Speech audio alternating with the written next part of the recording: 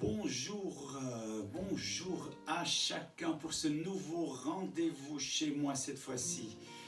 Dans mon bureau, on a maintenu la configuration du mini-confi-concert de hier soir. On s'est dit que c'était plus sympathique comme ça.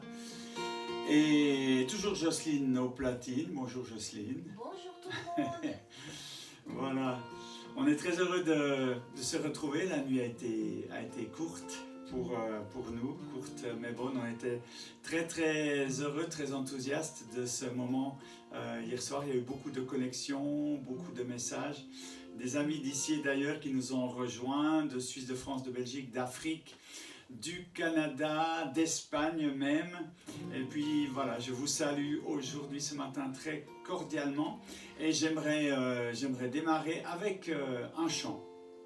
Un chant qui s'appelle « À contre-courant », que la plupart d'entre vous connaissent. À contre-courant, c'est un peu ce que l'on fait dans ces rendez-vous chez moi. Nous sommes à contre-courant.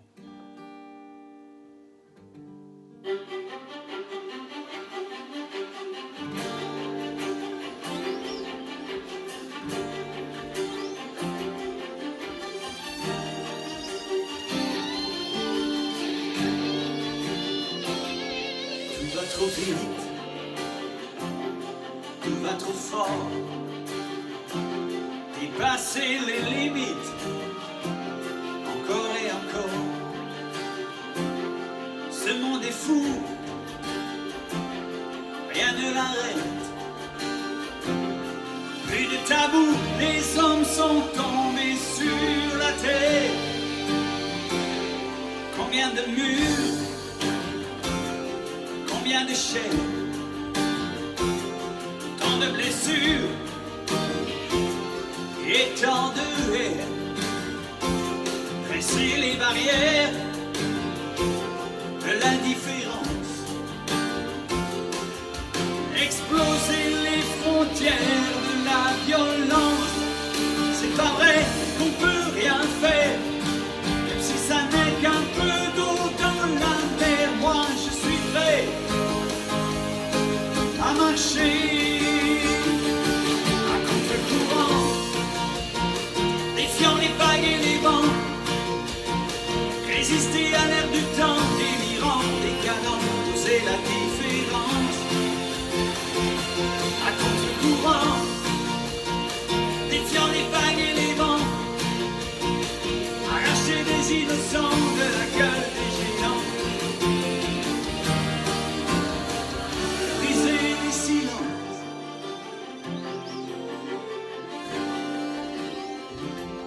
Garder mon âme,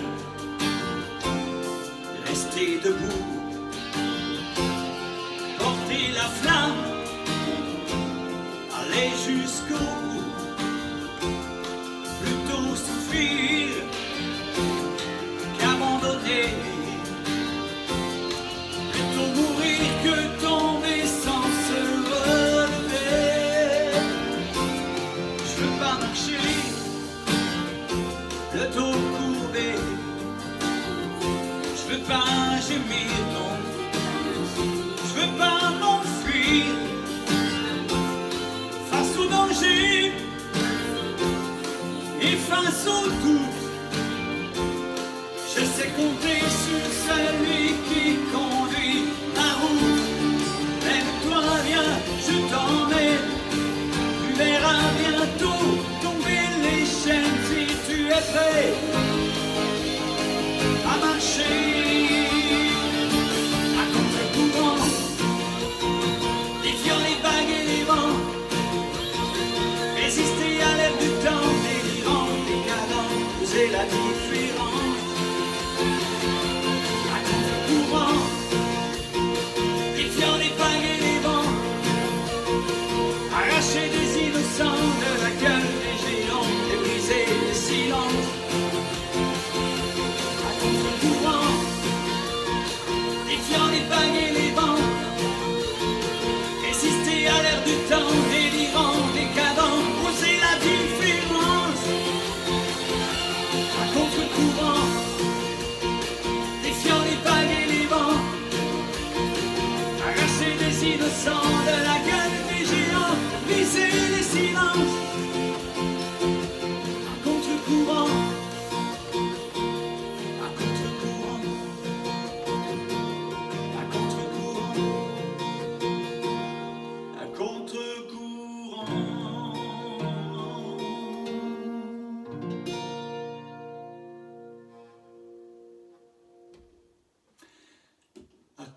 grand merci pour les petits cœurs. Je vois sur le téléphone là qu'il y a un mètre de moi, de temps en temps, un petit cœur, un petit truc bleu ça doit être un pouce levé. C'est toujours cool de voir ça. Je voulais ce matin commencer par vous rappeler l'annonce que j'ai faite hier soir concernant les téléchargements sur notre site internet de Kourou. Je vous ai annoncé que tous les CD étaient déjà en téléchargement contre libre participation. C'était une erreur, ils y seront dans les tout prochains jours, mais il y en a deux qui sont en téléchargement. Ce sont les CD Quelqu'un t'aime, volume 1 et volume 2, j'ai dit volume 1 et volume 2. Et ces CD-là, vous pouvez les télécharger donc contre libre participation. Il faut mettre un montant. Si vous n'avez que peu de moyens, vous pouvez mettre 1 franc ou 1 euro. Si vous venez de gagner à l'euro-million, ou bien on compte sur votre générosité. Mais partagez vraiment ces albums autour de vous. Celui-là contient le témoignage de Mamie Micheline, dont j'ai parlé hier soir. Le volume 2 contient 3 témoignages extraordinairement impactants. Le témoignage de Roland, qui a vécu un changement de vie à 94 ans. Roland qui en a 96 aujourd'hui et qui continue de vivre cette transformation, cette réalité de la découverte de la foi qui a changé sa vie. Et puis d'autres témoignages encore. Ne vous privez pas vraiment de faire connaître ces albums autour de vous. J'aimerais commencer ce matin par un témoignage. Une amie de l'église m'a écrit récemment, cette semaine je crois, en me disant, il y a 1 an qu'on s'est rencontrés à l'église, c'était lors d'un culte ou d'une soirée, je ne me souviens plus, une soirée je crois, et puis il y avait plusieurs centaines de personnes qui étaient là. Et à un moment, l'intervenant, le prédicateur a demandé aux gens de se lever et puis après un moment de se rasseoir. Et moi, du coin de l'œil, j'ai vu à 2-3 mètres sur la gauche, là, une personne, une dame, qui j'ai vu faire une grimace quand elle s'est levée et quand elle s'est rassise. Et puis, j'ai eu à cœur d'aller lui demander ce qu'il y avait. Et puis, elle m'a dit, je souffre de dos, j'ai des problèmes de dos. Et j'ai prié pour elle, et, très simplement, et puis je suis retourné à ma place. Et elle m'a écrit quelques temps plus tard, en me disant, quand tu as prié pour moi, j'ai ressenti quelque chose dans mon dos, j'ai ressenti une chaleur, quelque chose. Et il faut savoir que je souffrais du dos depuis 15 ou 20 ans, je ne me souviens plus. Elle a fait de multiples traitements, etc. Et rien ne l'a soulagée. Au travail, elle ne pouvait pas monter les escaliers pour se rendre à son travail, il fallait qu'elle emprunte l'ascenseur. Et depuis ce moment-là, quelque chose s'est passé dans son dos. Et elle me le rappelait il y a quelques jours, ça faisait juste 1 an. Et elle m'a dit, mais ma vie a réellement changé. Les collègues de travail, les gens qui me connaissent, m'ont posé des questions en disant, mais qu'est-ce qui se passe? On voit que tu es différente. Et voilà, ça c'était la puissance non pas de la puissance qu'il y a dans les mains ou dans la bouche de Philippe de Kourou, non, la puissance de la parole de Dieu. On en parlera tout à l'heure, c'est ce que j'aimerais partager avec vous aujourd'hui, la puissance de la parole de Dieu. Parce que la prière que j'ai faite pour cette personne, je n'ai pas demandé à Dieu de faire quoi que ce soit. J'ai saisi l'autorité qui se trouve, je vais la garder en main, qui se trouve dans la parole de Dieu. J'ai saisi l'autorité et puis avec l'autorité de la parole de Dieu, j'ai proclamé la guérison, j'ai ordonné au mal de dégager. C'est pas une prière, c'est pas une formule magique, c'est pas Sésame, ouvre-toi, il n'y a rien de magique là-dedans. Il y a la puissance qu'on trouve dans la parole de Dieu, plus on la cherche, plus on la trouve. Et la parole de Dieu, elle est accessible pour nous, justement pour nous offrir cette puissance de vie, de guérison, de restauration. La parole de Dieu, une puissance de quoi? Une puissance de vie, une puissance de liberté, une puissance d'amour, une puissance d'espérance. C'est assez impressionnant de se dire que dans une certaine partie du globe, là où nous sommes, la parole de Dieu est disponible. On la trouve en supermarché à 2 € ou 2,50 €. Et beaucoup de gens ne sont pas intéressés à ce livre. Pas du tout intéressés. Certains ne croient pas, certains disent j'ai ma religion, voilà, ça me suffit. Ils ne sont pas intéressés.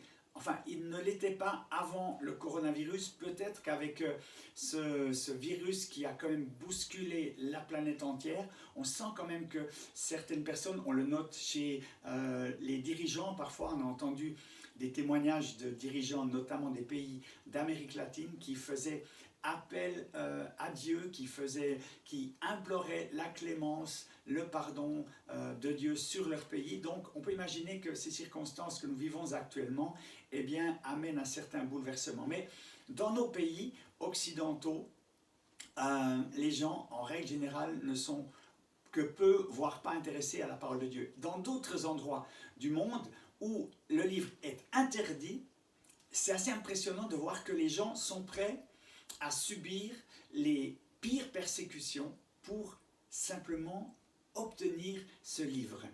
C'est intéressant.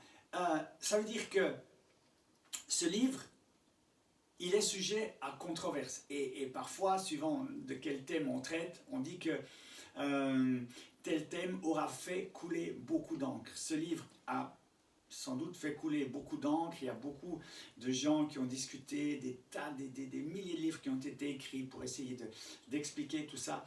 Mais il a surtout fait couler beaucoup de sang. Depuis que la Bible a été éditée, écrite, mise à disposition du peuple, il y a quelques centaines d'années, eh bien ce livre a fait couler beaucoup de sang. Et c'est ce qui le rend aussi unique, pas seulement le fait qu'il ait été distribué à plus de 4 milliards d'exemplaires dans le monde, en plus de 1300 langues, mais ce qui le rend unique, c'est le prix qu'il a coûté et qu'il coûte encore à des millions de personnes dans le monde. Il faut le dire et le répéter aujourd'hui. Selon les chiffres, selon les sources, on estime que 100 à 200 millions de chrétiens dans le monde sont persécutés. Persécutés, qu'est-ce qu'on leur reproche? Quel est leur crime? Leur crime, c'est de posséder une Bible, de parler de la Bible, de parler de Jésus autour d'eux. Et je le disais dimanche dernier, j'en ai rencontré des chrétiens de Russie, de Chine ou arabes qui ont vécu la persécution, la torture, le viol, l'enfermement pendant des années, pendant des décennies pour certains. Et c'est curieux, n'est-ce pas? Parce qu'on se dit, mais comment se fait-il qu'un livre puisse faire peur? Dans ce livre, il est parlé de Jésus. De la première à la dernière page, on nous parle de Jésus, la lumière du monde.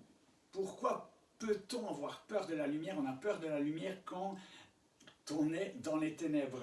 Il y a un verset qui dit que certains hommes ont haï la lumière parce que leurs œuvres étaient mauvaises. Quand on n'a rien à se reprocher, eh bien, on n'a pas peur de la vérité, on n'a pas peur de la lumière. Quand on a des choses à cacher, des choses à se reprocher, ce livre fait peur. Et ce livre fait peur aux régimes totalitaires, aux dirigeants despotiques, aux religions ténébreuses et tyranniques, en un mot, à tous ceux qui désirent dominer, écraser et asservir les autres. Pourquoi? Parce que ce livre nous donne les clés de la liberté.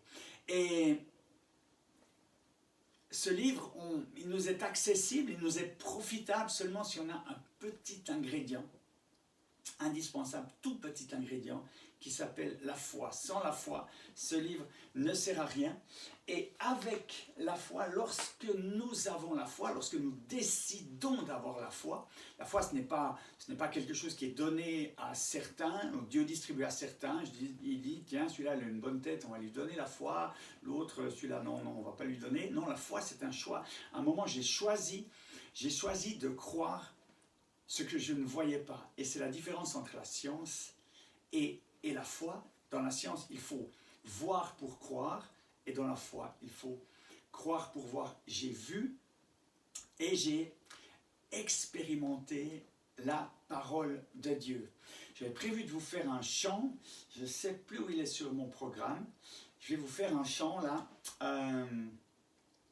avant de vous donner plusieurs témoignages. Ce matin, j'aimerais vous donner des témoignages de ce que j'ai expérimenté durant ces années de vie chrétienne, de ce que nous expérimentons. Je ne suis pas tout seul, mon épouse est là, nos 4 enfants qui ont entre 25 et 32 ans cette année ont expérimenté des choses, ont vu des choses. Vous savez, quand on était petit, dans notre famille, on était parfois critiqués parce que certaines personnes disaient ils obligent leurs enfants à prier, ils les obligent à aller à l'église avec eux et tout ça.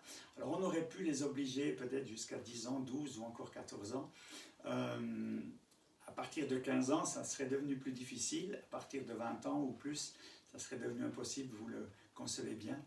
Et aujourd'hui, ils sont toujours là, ils sont fidèles, ils ont vécu quelque chose, ils vivent aussi quelque chose avec Dieu. Ils voient que ce que nous vivons est réel et ils ont envie de le vivre et ils le vivent aussi pour leur compte. J'aimerais vous faire une chanson qui s'appelle « Pardonnez-moi ». Avant de vous donner quelques témoignages sur ce qui a impacté, qui impacte encore ma vie aujourd'hui. Pardonnez-moi.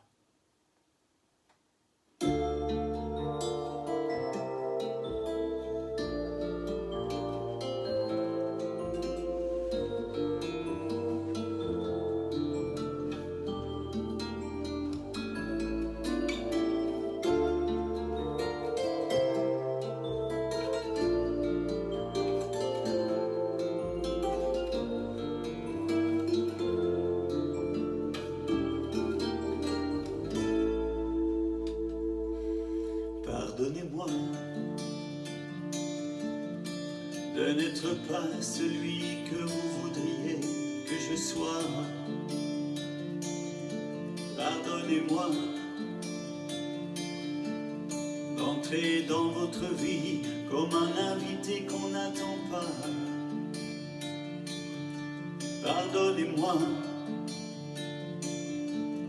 d'oser les mots qui font mal, montrer vos tombeaux, déchirer les voiles. Pardonnez-moi de jouer la vérité, la transparence, d'oser briser les tables des lois de vos silences, de vous aimer assez pour pas rester sans rien faire, vous regarder ramper dans la poussière. Pardonnez-moi.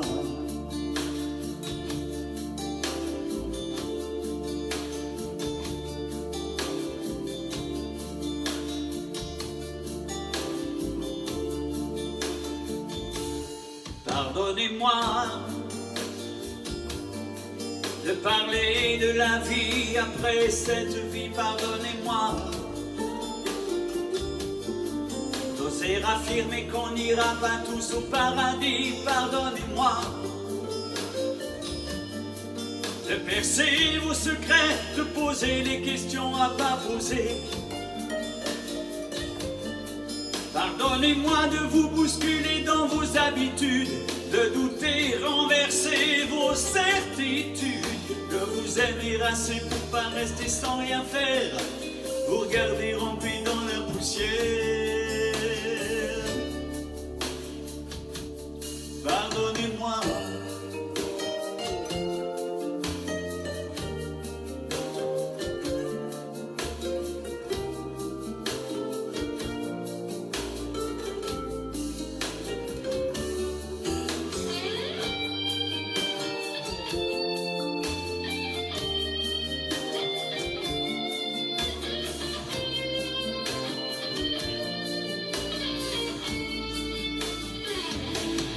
Pardonnez-moi d'oser percer les murs de vos prisons.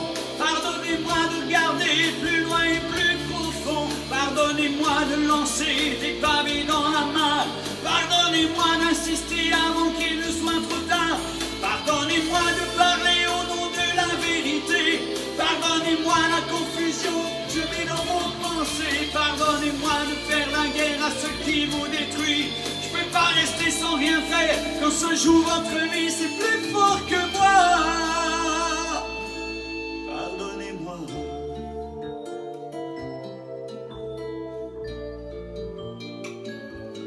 Pardonnez-moi.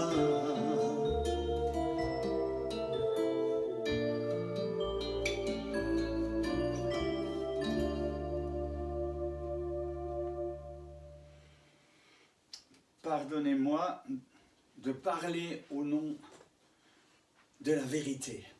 Jésus qui dit « Je suis la vérité ». C'est pas très populaire aujourd'hui ce genre de discours, parce qu'aujourd'hui on vit dans un siècle où chacun a sa vérité. Tu peux dire voilà, ça c'est ma vérité et ça c'est la tienne, mais Jésus il va plus loin, il dit je suis la vérité.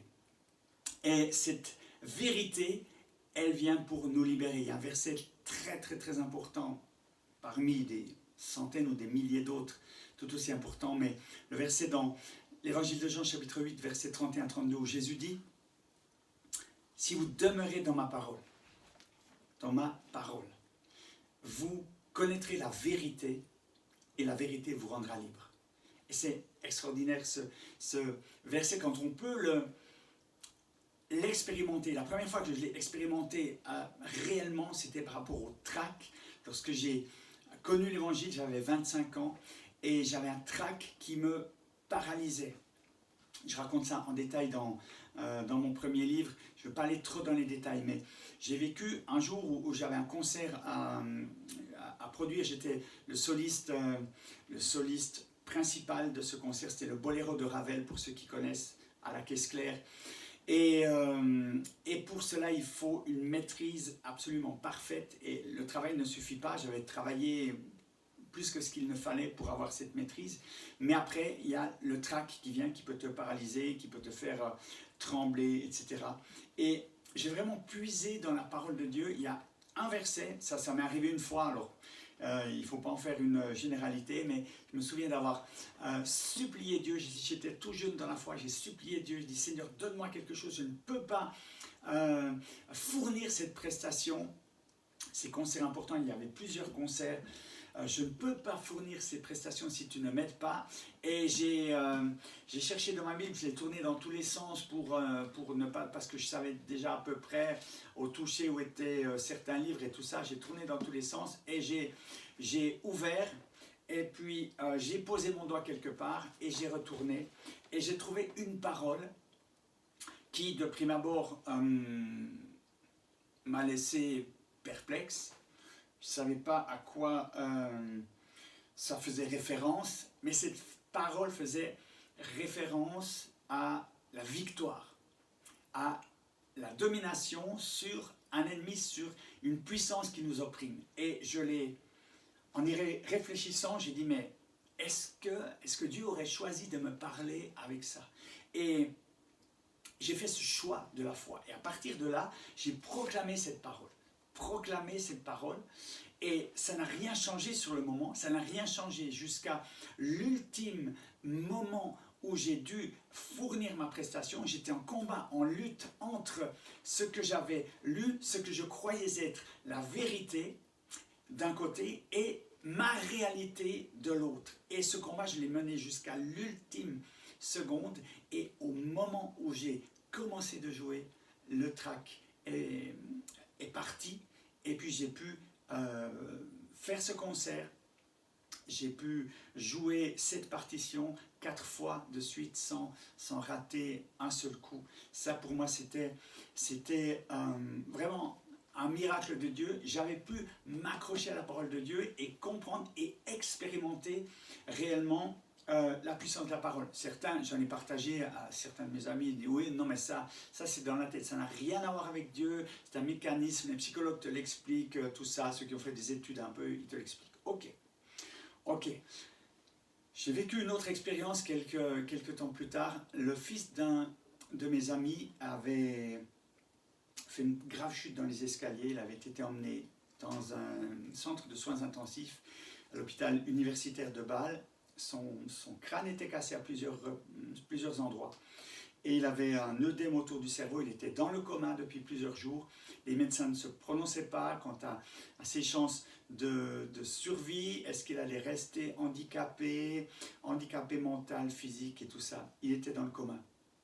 Nous sommes allés, nous avons expérimenté, je n'ai pas le temps d'aller dans les détails, mais nous avons mis en pratique encore une fois un verset de la parole de Dieu. Nous sommes allés prier avec ce jeune homme.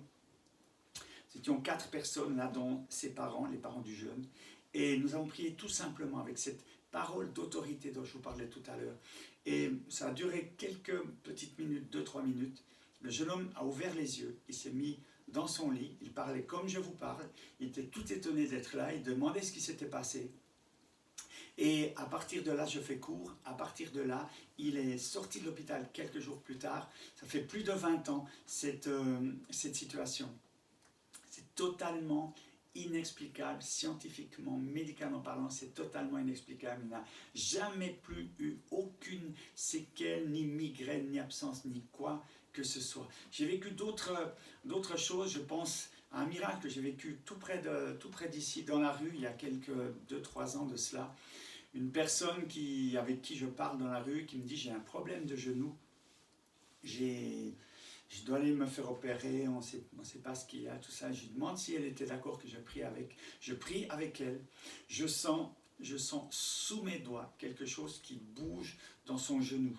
J'ouvre un œil en me disant, tiens, qu'est-ce qu'elle fait? Elle fait un mouvement ou quoi? La personne était parfaitement immobile. Je sentais quelque chose bouger dans son genou. Vous savez, je suis quelqu'un qui, pour certains, a la tête dans les nuages, mais j'ai bien les 2 pieds sur terre. Je suis quelqu'un de très pragmatique, de très pratique. Pas quelqu'un qui fabule sur des trucs. J'ai réellement senti cela et j'ai entendu des bruits de craquement. Ça faisait un peu comme... Ma prière a duré quelques secondes. Quand j'ai eu fini, la jeune femme me dit, mais c'est incroyable, mais je ne peux pas y croire. Elle se met à bouger son genou. Son genou était réparé. On a vécu ça avec une autre amie qui avait les ligaments de l'épaule distendus. On n'a même pas prié avec. On l'a enseigné sur ce que Jésus avait fait à la croix, parce qu'à la croix, il a pris nos maladies, nos souffrances, nos douleurs. Pendant que l'on enseignait ça, ça a duré 2-3 minutes, elle a senti ses ligaments se remettre en place. Ça faisait des semaines qu'elle était sous morphine, elle aurait dû se faire opérer. Elle a été délivrée instantanément. On a plein de témoignages comme ça. J'aimerais vous dire, il y a plein de gens pour qui nous avons prié et chez lesquels nous n'avons pas vu de guérison, nous n'avons pas vu de choses spectaculaires se passer sous nos yeux. Il y en a plein. Je vais être honnête avec vous. Mais il y en a également un grand nombre où on a vu la parole de Dieu agir. Encore une fois, nous ne sommes pas des guérisseurs, nous n'avons pas un fluide, une formule magique, un secret ou je ne sais quoi. Nous avons la parole de Dieu. Je terminerai juste par ce témoignage. Récemment, un ami belge m'écrivait, il nous invitait à manger avec Jocelyne, en disant j'aimerais vous inviter, je fête un anniversaire. Ça fait 10 ans, c'était dans la période de Pâques justement, au mois d'avril. Ça fait 10 ans que, à la suite d'un culte de Pâques justement, en Belgique, j'avais prié pour lui. Cet ami souffrait de fibromyalgie depuis plusieurs années, il était partiellement à l'assurance invalidité. Il était marqué, on le voyait marqué par la maladie et on a simplement prié pour lui. Je n'ai pas l'impression qu'il s'est passé quelque chose tout de suite, en tout cas on n'a rien vu comme ça, mais très vite j'ai eu une information comme quoi il avait été guéri, il avait repris le travail normalement, toute trace de fibromyalgie s'est estompée, il n'a plus jamais eu un problème avec cela. Et ce qui était intéressant, c'est que nous avons revu cet homme à peu près 1 an plus tard et il était pratiquement méconnaissable. J'ai dit, mais c'est incroyable, tu as rajeuni de 10 ans. Et aujourd'hui, ça fait 10 ans que ce miracle est arrivé.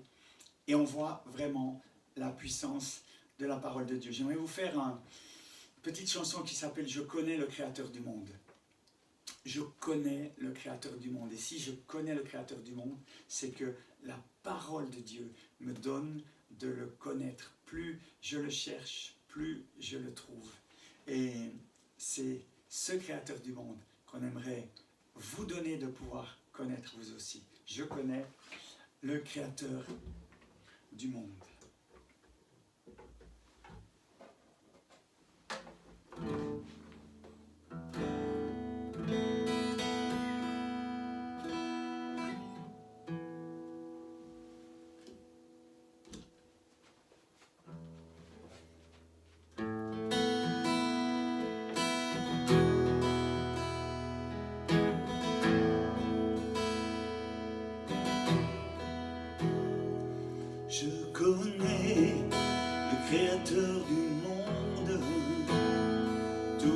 Tout-puissant, souverain, serviteur, c'est bien fait, et sa joie m'inonde dans sa main. Je suis bien, je suis bien.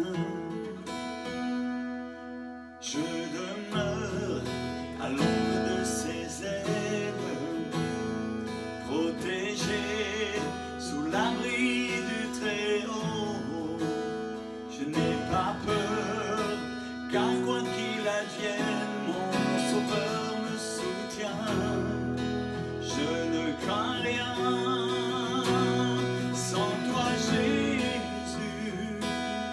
Où pourrais-je aller sans toi Jésus à mes côtés? Quand j'étais perdu, tu m'as retrouvé. Je ne cesserai jamais de t'aimer.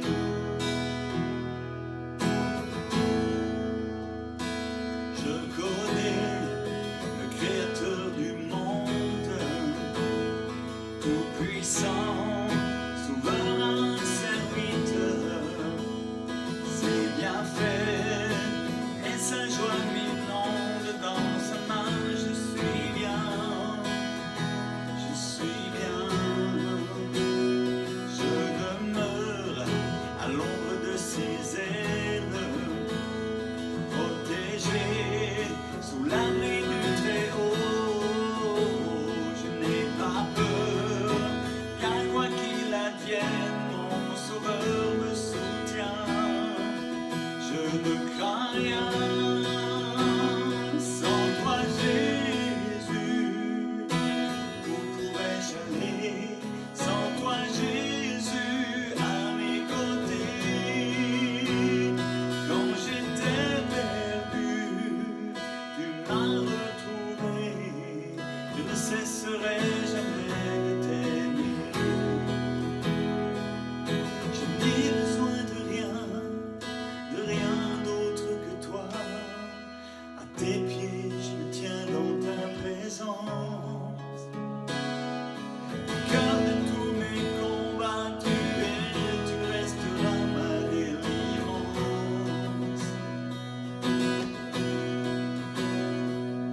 Je n'ai besoin de rien d'autre que toi. À tes pieds, je me tiens dans ta présence. Au cœur de tous mes combats, tu resteras ma délivrance. Oh, sans toi Jésus, où pourrais-je aller? Sans toi Jésus à mes côtés. Quand j'étais perdu, tu m'as retrouvé. Je ne cesserai jamais de t'aimer. Je ne cesserai jamais de t'aimer. Je ne cesserai jamais de t'aimer. Je ne cesserai jamais de t'aimer.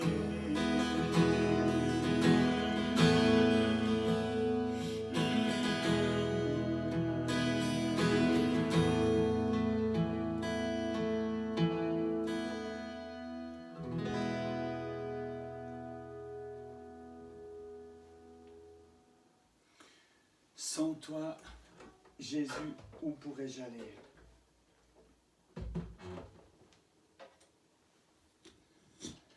Jésus est la parole de Dieu, ou Jésus est la parole de Dieu qui a changé ma vie.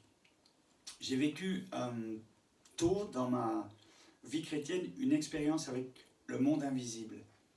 Je raconte ça dans mon premier livre aussi, mais c'était une soirée particulière où, je vous raconte ça brièvement, à un moment j'ai ressenti des picotements dans les mains, puis mes poignets ont commencé de se tordre comme ça, sans que je puisse rien faire, et peu à peu je me suis trouvé avec comme les poignets pris dans un étau, Et je sentais que cet étau pressait, il était serré toujours davantage, et j'ai pensé à un moment, mes poignets vont casser. Et puis il y avait un pasteur qui était là, il a prié pour moi, je hurlais, j'étais par terre, je hurlais, il y avait plusieurs personnes, les gens s'en souviennent, ça fait plus de 30 ans, mon épouse était là, le pasteur a prié pour moi, avec ce qu'il savait, il a chassé les démons, les esprits qu'il pensait pouvoir me faire du mal, et peu à peu, ce mal s'est estompé. C'était ma première expérience avec le monde invisible. Je m'empresse de dire, c'est pas notre pain quotidien, ces choses-là. La délivrance, voir le diable partout, ou chasser les démons, c'est pas notre pain quotidien. Mais ça nous arrive en tant que chrétiens, ça nous arrive, et on a fait des expériences avec le monde invisible. On a été confrontés au monde invisible. Et ça, quand on le dit à certaines personnes, ça les fait sourire, parce qu'ils se disent, non, mais attends, ça, ce sont les films, le film de minuit, hein, sur certaines chaînes, vous avez des films de minuit, des films d'épouvante, avec des objets qui se déplacent tout seuls, des choses comme ça.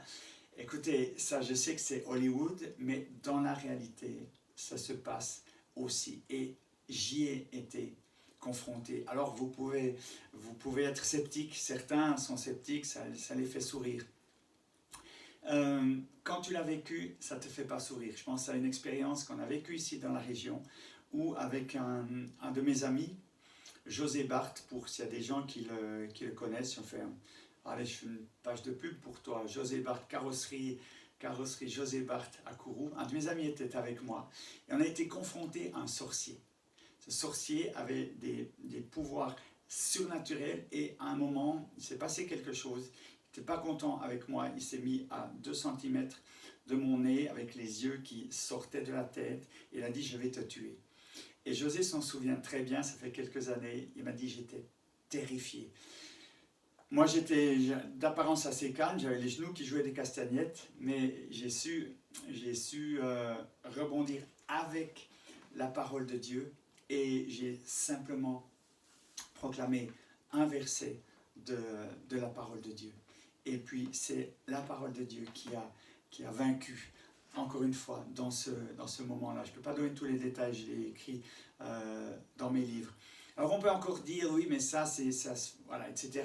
Nos amis africains, eux, connaissent beaucoup mieux cette réalité-là, parce que chez eux, il y a effectivement des sorciers qui, c'est connu, ont le pouvoir de tuer à distance. Chez nous, il y a aussi ce monde invisible, il est là aussi, il est plus discret, il est plus vicieux, il est plus pernicieux, je dirais. Il y a tout ce qui est de l'occultisme, tout ce qui est de la magie blanche, les secrets. Tu vas aller me chercher le CD de Jacqueline, Joe, tu m'en parlais tout à l'heure. Je vais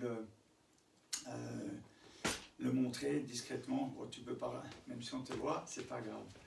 On est en direct, on est chez nous, tout va bien. Et il y a une puissance invisible. Et il faut savoir que dans ce monde invisible qui nous entoure, qu'on ne peut pas nier, ceux qui nient cette puissance invisible, laissez-moi vous raconter une histoire qu'une amie me parlait. Elle a perdu son frère il y a quelques années dans des circonstances tragiques. Et elle me disait, ils sont avec des membres de sa famille, sont allés voir une voyante. Et puis, elle a posé à cette voyante des questions au sujet de son frère. Des choses qu'elle avait échangées avec son frère et que personne d'autre qu'elle ne pouvait savoir. Personne d'autre qu'elle. Elle n'avait jamais parlé à personne. Et cette voyante lui a dit ces choses que personne d'autre ne pouvait savoir. Il y a un monde invisible, qu'on en ait conscience ou pas, il est là. Ce monde, c'est l'affrontement entre 2 royaumes. Le royaume de la lumière, le royaume des ténèbres. La puissance du Créateur contre la puissance du Destructeur. La puissance de la lumière, Jésus a dit, je suis la lumière du monde. Et en face, vous avez Satan qui est le prince des ténèbres. La puissance de la vérité, où Jésus dit, je suis la vérité. Et Satan qui se présente et qui s'impose comme le père du mensonge. la puissance du Rédempteur, Jésus qui vient racheter le monde, racheter l'humanité. Et en face, nous avons l'accusateur. Et cette puissance, elle existe. Et pour ceux qui douteraient, on a vécu il y a quelques années une expérience aussi qui était assez impactante. Un jeune homme, ça s'est passé comme ça. Un de mes anciens élèves me téléphone un jour. Je fais une petite parenthèse, merci Jocelyne. Je vous montre ce CD-là de Jacqueline Frézard, un témoignage. Je vous montre ça, un témoignage. Jacqueline Frézard, j'étais guérisseuse, une personne qui pratiquait le secret, qui était dans l'occultisme, dans la magie, et qui raconte, elle voulait juste faire du bien, elle ne voulait pas faire du business avec ça, elle voulait faire du bien comme d'autres personnes qui veulent bien faire. On leur donne un secret, chez nous ça s'appelle comme ça, le secret en France voisine ça s'appelle les barreurs plutôt, des gens on leur donne un pouvoir, une formule, et puis quand on fait recours à eux pour un problème ou un autre, eh bien ils prononcent simplement cette formule et la personne est guérie. Le problème c'est que celui qui pratique ces choses en paye le prix, et ça, Jacqueline, notre amie Jacqueline, le raconte dans ce témoignage audio. Elle a écrit 2 livres aussi. Je reviens à ce témoignage de tout à l'heure. Un de mes anciens élèves m'appelle un jour en me disant qu'un de ses copains était possédé. Il a bricolé avec l'occultisme. Aujourd'hui, c'est très facile. Vous allez sur Internet, vous pouvez avoir toutes les possibilités de faire des pactes avec Satan, d'invoquer les esprits, etc. Ce jeune avait fait ça. Il était possédé. Et mon ancien élève me dit, il a toutes sortes de manifestations, comme on peut voir dans ces fameux films de minuit, d'exorcisme et autres. Et puis, j'essaie de faire court. Mon ancien élève vient avec 3 autres amis et ce jeune possédé un jour chez nous. On a simplement prié pour lui.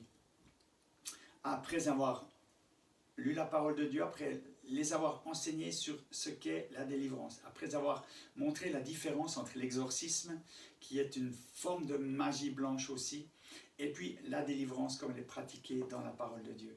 On a prié avec ce jeune homme, il a été délivré instantanément. Sa vie a changé instantanément. Les 4, ce qui était intéressant, c'est qu'il y avait 4 témoins qui étaient là, qui le connaissaient, qui avaient vécu, qui l'avaient emmené chez des exorcistes. Personne ne pouvait rien faire pour lui. Il l'avait vu tout casser à la maison, il avait vu soulever des poids qu'une personne normale ne peut jamais soulever. Il l'avait vu dans des choses complètement irrationnelles, et ils ont assisté à ça. C'était très très simple, très très calme. Et puis il a été délivré. Alors vous me direz, oui, mais ça c'est, voilà, c'est encore une fois, c'est le truc que la personne s'est fabriqué, etc. Sauf que quelques années plus tard, dans la région, il y a eu un jeune homme qu'on ne connaissait pas. On connaît ses parents, mais on n'a pas été informé de la situation quand elle s'est produite. On en a été informé que lorsque le drame est arrivé, un jeune homme qui avait vécu la même expérience, d'aller chercher sur Internet une formule pour invoquer des esprits, avec une bande de copains, ils ont fait ça. Et l'esprit s'est manifesté à lui, et l'esprit lui a demandé sa vie. Et j'ai des copies ici dans mon bureau des écrits de ce jeune homme qui dit « Je suis possédé, j'ai un esprit qui me domine, je dois me suicider. » Et cet esprit qui était rentré en lui, de la même manière que l'autre jeune homme pour qui nous avions prié, cet esprit qui est rentré en lui, lui a dicté le jour et l'heure de son suicide. Et ce jeune homme a mis un soir sa tête sur les rails du train en attendant que le train arrive. C'est une histoire qui date de quelques années, qui a défrayé la chronique en Suisse romande. Il y avait beaucoup d'articles là-dessus, c'était un drame terrible. Donc ces choses existent. Je ne voudrais pas vous faire peur avec ça, mais il y a une réalité, mes amis, il y a une réalité, il y a un combat dans le monde invisible, un combat, comme je disais, entre la lumière et les ténèbres, le bien et le mal, la bénédiction et la malédiction. Et si on veut être du côté de Dieu, eh bien, il n'y a qu'une chose pour cela, c'est de donner sa vie à Jésus, de se confier en lui.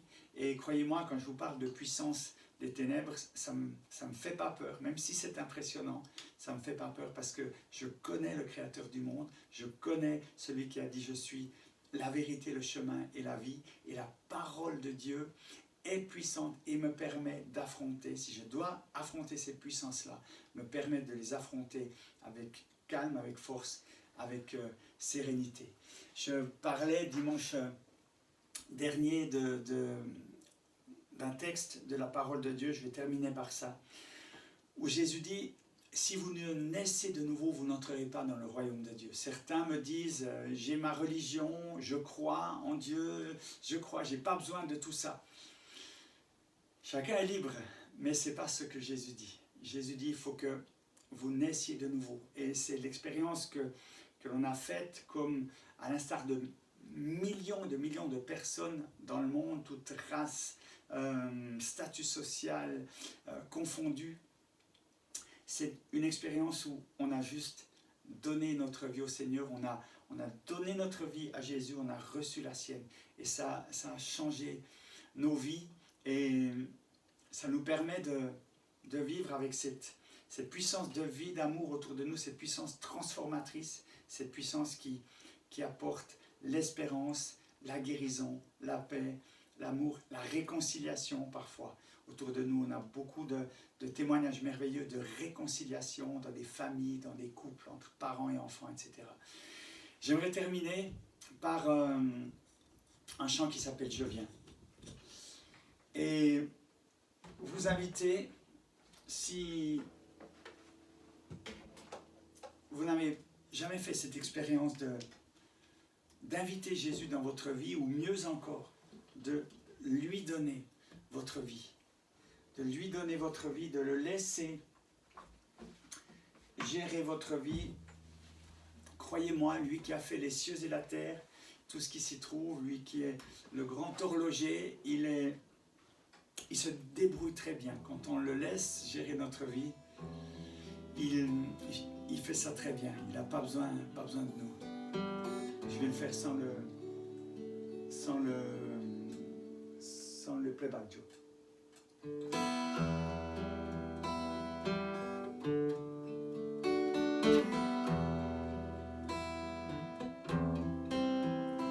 Je viens me prosterner devant toi, je viens sans rien cacher, sans rien à moi, je viens courbé sous l'accusation, je viens pour implorer ton pardon, je viens.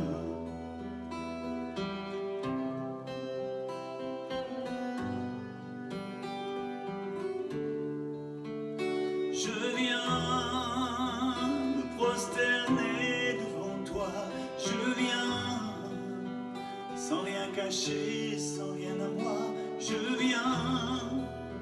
Je sais, je n'ai rien mérité, mais je viens trouver en toi la liberté, dans les chutes et les faux pas, des travers où j'ai marché jusqu'à m'éloigner loin de toi. Tu ne m'as pas laissé tomber quand perdu dans mes mauvais choix. Tu m'as vu me brûler les ailes sur ces sentiers au loin de toi. J'avais oublié l'essentiel. Je viens me prosterner devant toi. Je viens sans rien cacher, sans rien à moi. Je viens. Je sais, je n'ai rien mérité, mais je viens trouver en toi la liberté. Oh, oh.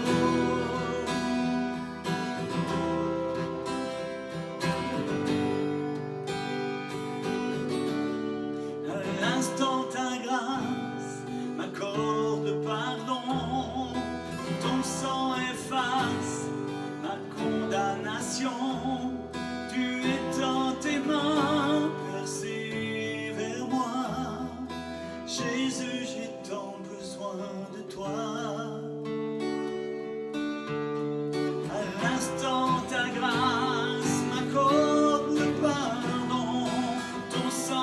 effaces ma condamnation. Tu étends tes mains versées vers moi. Jésus, j'ai tant besoin de toi. Je viens me prosterner devant toi. Je viens sans rien cacher, sans rien à moi. Je viens. Je sais, je n'ai rien mérité, mais je viens trouver en toi la liberté. Je viens me prosterner devant toi. Je viens sans rien cacher, sans rien à moi. Je viens, je sais, je n'ai rien mérité, mais je viens trouver en toi la liberté.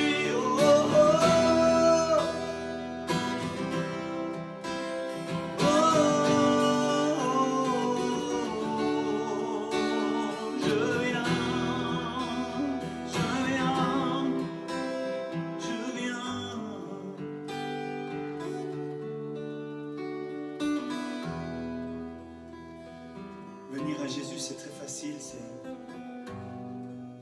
c'est juste une simple prière, juste une décision, juste un cœur ouvert. C'est juste comprendre que sans lui dans nos vies, notre vie n'a pas de sens. Et venir à Jésus, c'est pas simplement pour être assuré d'un jour être sauvé et passer l'éternité au paradis et éviter l'enfer. Non, le royaume de Dieu, ça commence aujourd'hui. Jésus a dit dans sa parole, je suis venu afin que mes brebis aient la vie en abondance. Il y a une dimension de vie en abondance. La vie chrétienne, ce n'est pas une vie de privation, de sacrifice, une vie difficile, une vie austère, une vie où tu portes ta croix tous les jours péniblement. Non, c'est pas ça. Tout n'est pas facile, il y a des épreuves, il y a des choses que l'on ne comprend pas, il y a des souffrances, oui, c'est vrai. Mais la vie avec Jésus, c'est une vie de plénitude, une vie de paix, d'amour, ou de pouvoir partager l'espérance, de voir des gens, des hommes et des femmes guéris, sauvés, délivrés, encouragés, restaurés, transformés. C'est tellement extraordinaire de pouvoir être cet outil dans la main de Dieu avec lequel Dieu va travailler pour amener l'espérance, la guérison aux gens qui souffrent, aux gens qui en ont besoin autour de nous. Pouvoir être cet outil-là, c'est expérimenter une part du royaume de Dieu, du ciel, sur la terre. C'est ce que nous vivons et nous le partageons autour de nous. Et pour entrer dans cette dimension-là, eh bien, il faut passer par la nouvelle naissance. C'est Jésus qui le dit. Si un homme ne naît de nouveau, il ne peut voir ces choses, il ne peut voir la lumière, il ne peut connaître la vérité.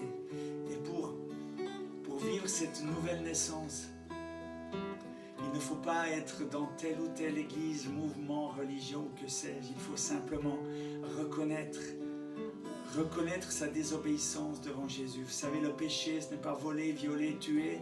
Le péché, c'est désobéir à la parole de Dieu, simplement. Désobéir à la parole de Dieu, reconnaître qu'on a désobéi, reconnaître qu'on a été arrogant, reconnaître qu'on n'a pas eu besoin de Dieu. Pendant 25 ans, j'ai pas eu besoin de Dieu. Je me considérais comme chrétien, j'allais à la messe le dimanche, j'allais me confesser 2 fois par année, je faisais ma petite prière tous les jours. J'essayais d'être une bonne personne, je donnais à Terre des Hommes comme je pouvais, je donnais à la Croix-Rouge, je donnais pour les missions, j'essayais d'être une bonne personne, mais j'étais à côté de Dieu, j'étais dans la désobéissance, j'étais dans le péché. Et un jour, j'ai demandé pardon au Seigneur pour ça, même que je n'étais pas conscient. J'ai demandé pardon parce que on me l'a conseillé parce qu'on me disait que c'était comme ça que ça se faisait, mais j'ai obéi simplement sans en être conscient. Ce n'est que plus tard que je me suis rendu compte de mon orgueil, de mon arrogance, de ma suffisance, de ma vantardise, de tout ce qui était vain chez moi. Ce n'est que bien plus tard que j'ai réalisé cela. Et je le réalise davantage encore chaque jour. Et j'aimerais juste vous laisser peut-être un peu de temps, si vous voulez, avec vos mots, tout seul, là, devant votre ordinateur ou devant votre tablette ou votre smartphone, pouvoir dire à Dieu, je ne pense pas que je serais prêt à te rencontrer maintenant.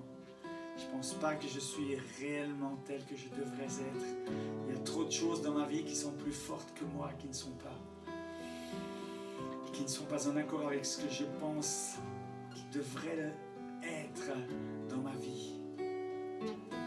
Pardonne-moi, Seigneur. Pardonne-moi, je viens à toi. Je veux saisir cette liberté, ce bonheur, cette paix, cette joie. Je veux découvrir cette nature nouvelle d'espérance, d'amour. Pardonne-moi, Seigneur. Pardonne-moi mes fautes.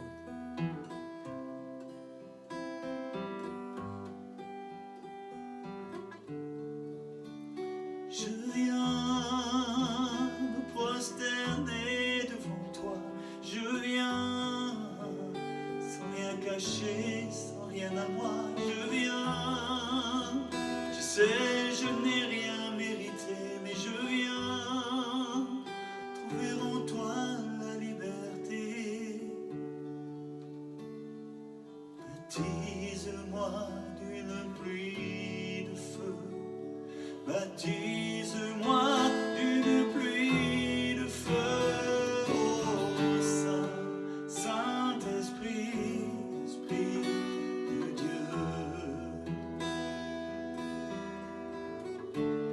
Baptise-moi d'une pluie de feu, baptise-moi d'une pluie de feu, ô Saint-Esprit.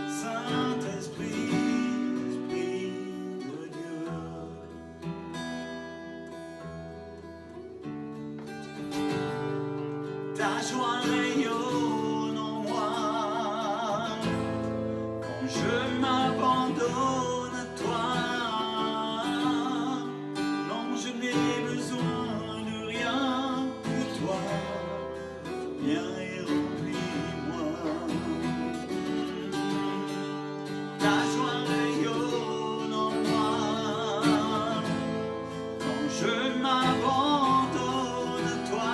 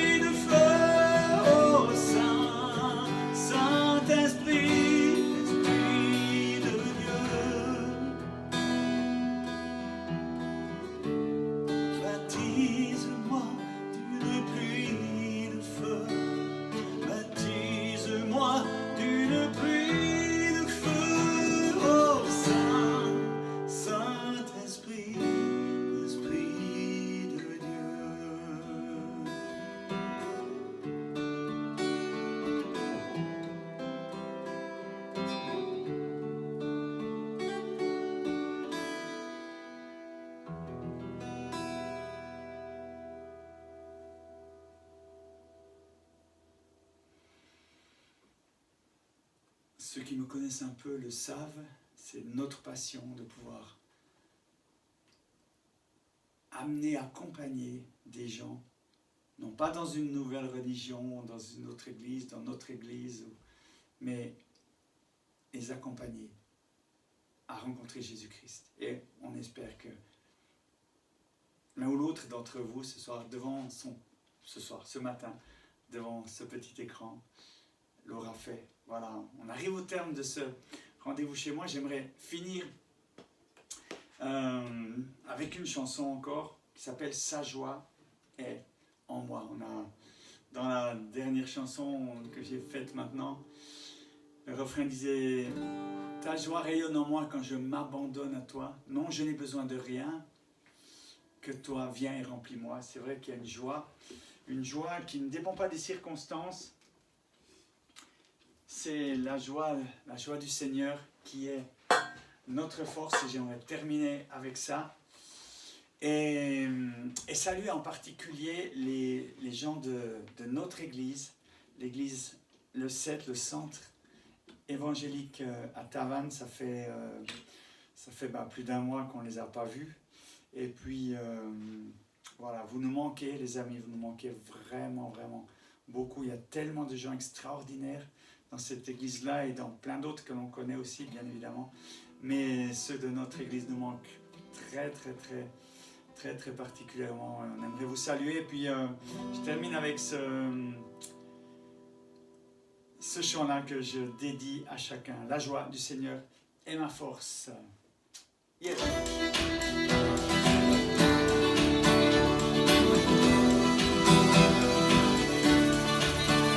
Hey!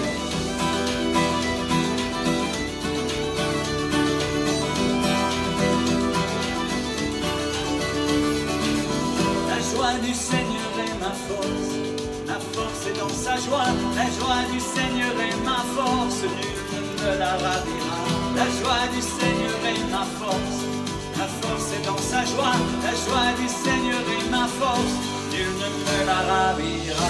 Oh, oh, oh, oh, sa joie est en moi. Oh, oh, oh, nul ne me la ravira.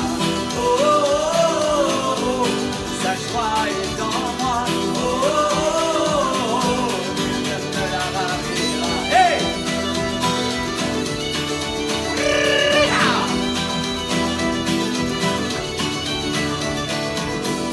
Dans la joie de la présence de celui par qui je vis, je grandis dans l'assurance de vivre libre en Jésus-Christ. Dans la joie de la présence de celui par qui je vis, je grandis dans l'assurance de vivre libre en Jésus-Christ. Oh, oh, oh, oh, sa joie est en moi. Oh, oh, oh, nul ne me la ravira. Oh, oh, oh, sa joie est en moi. Oh, oh, nul ne me la ravira. Hey, hey, hey, hey, hey.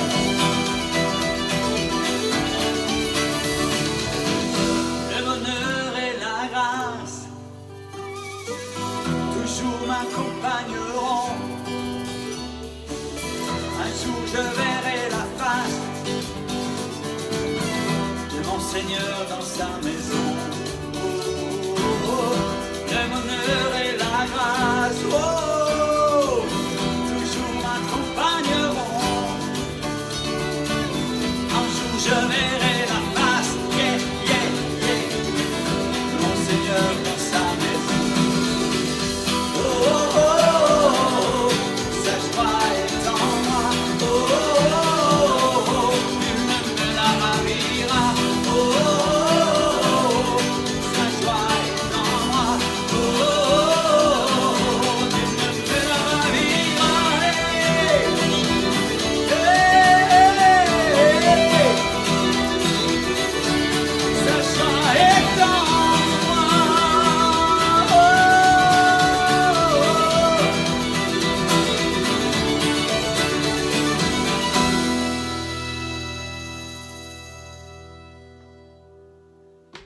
Yes, sa joie est en moi. Merci de nous avoir suivis. Merci de nous suivre sur Facebook. Attends, Jésus, avant d'arrêter, j'aimerais vous rappeler l'annonce que j'ai faite hier soir. Les partitions de nos albums sont disponibles sur notre site en téléchargement.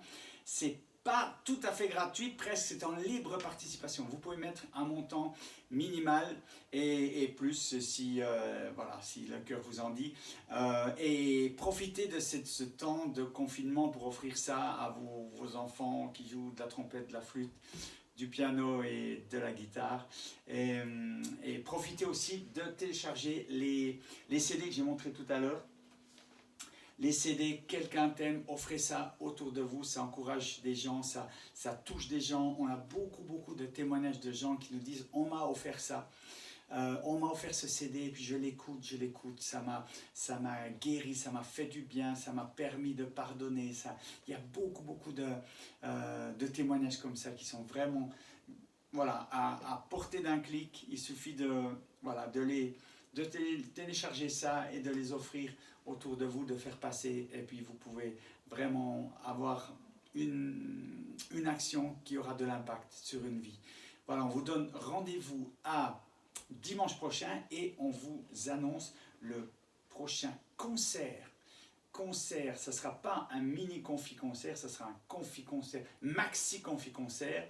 Et il y aura des surprises, je ne serai pas tout seul. Ah, je vois des petits cœurs là, je vois des petits cœurs sur l'écran. Je ne serai pas tout seul, il y aura des invités surprises. Nous, on ne sera plus en confinement, ça sera le 2 mai. Je crois que c'est ça, samedi 2 mai, c'est ça? Samedi 2 mai, je crois. Tu peux vérifier sur mon agenda, Doudou? Il n'est pas là, il est sous mon... Voilà, samedi 2 mai. Et on vous attend vraiment nombreux à ce concert. Ce sera vraiment magnifique. D'ici là, prenez soin de vous, soyez bénis et à dimanche prochain pour un nouveau rendez-vous chez moi. À tout bientôt. Au revoir.